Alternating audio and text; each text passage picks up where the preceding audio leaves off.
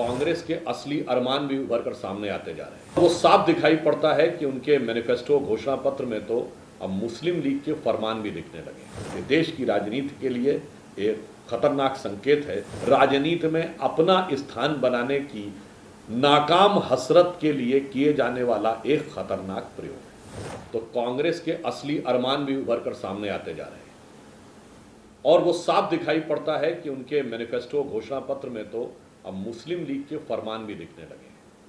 ये बात बहुत गंभीर और चिंताजनक है, क्योंकि मोदी जी की प्रचंड विजय जो अवश्यंभावी दिख रही है, उसके प्रति हताशा और कुंठा में कांग्रेस खतरनाक स्तर के तुष्टीकरण तक जा रही है। जब वो अपने घोषणा पत्र में ये कहते हैं कि वो अल्पसंख्यकों के निजी कानूनों को महत्व देकर रखेंगे, इसका अर्थ ये हो गया कि वो पर्सनल लॉ को बजाय समाज को राष्ट्र की मुख्य धारा में लाने के उनके अंदर अलग पहचान और पृथकतावाद की सीमा पर ले जाने की बात करेंगे। जिसमें कांग्रेस पार्टी ये कहती है कि वो अल्पसंख्यकों के खान पान और वेशभूषा को एक अलग स्थान देगी, तो मैं कांग्रेस से पूछना चाहता हूँ कि जैन समाज के खान पान, जो कि सबसे कठिन किस्म का शाकाहारी भोजन माना जाता है, उसके विकास के लिए आज तक कांग्रेस ने क्या स्टैंड लिया है? बौद्ध धर्म के खान पान को लेकर क्या स्टैंड लिया है? सिखों में झटके की बात कही जाती है, उसके लिए क्या स्टैंड लिया? बहुत साफ है, अल्पसंख्यकों से कोई लेना देना नहीं है।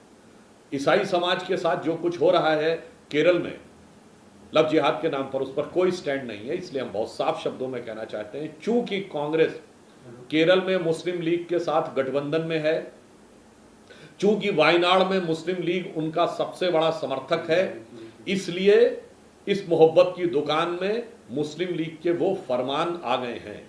मैं देश की जनता को ये बताना चाहता हूं कि केरल की मुस्लिम लीग वही है जिस मुस्लिम लीग की स्थापना मोहम्मद इस्माइल ने की थी, जो स्वतंत्रता से पहले जिन्ना की मुस्लिम लीग के दक्षिण भारत के यानी मद्रास प्रेसिडेंसी के अध्यक्ष थे, जिन्हें कायदे मिल्लत कहा जाता था, और 1946 की असेंबली में सारी की सारी सीटें मुस्लिम लीग को जीत के दी थी, और स्वतंत्रता के बाद कॉन्स्टिट्यूएंट असेंबली के सदस्य रहे और मुस्लिमों के लिए अलग स्टेटस की मांग की थी, यहां तक कि अलग निर्वाचन क्षेत्र की मांग भी की थी। यह संविधान सभा की डिबेट से देखा जा सकता है। इसलिए ये बात हम जिम्मेदारी से कहते हैं कि लोकसभा चुनाव का परवान चढ़ने के साथ साथ कांग्रेस के अरमान मुस्लिम लीग के फरमान के रूप में उनके घोषणा पत्र, विचार और उद्देश्य में जिस रूप में दिख रहे हैं, ये देश की राजनीति के लिए एक खतरनाक संकेत है, जो किसी भी कीमत पर, सत्ता आने का तो सवाल ही नहीं है, किसी भी कीमत पर राजनीति में अपना स्थान बनाने की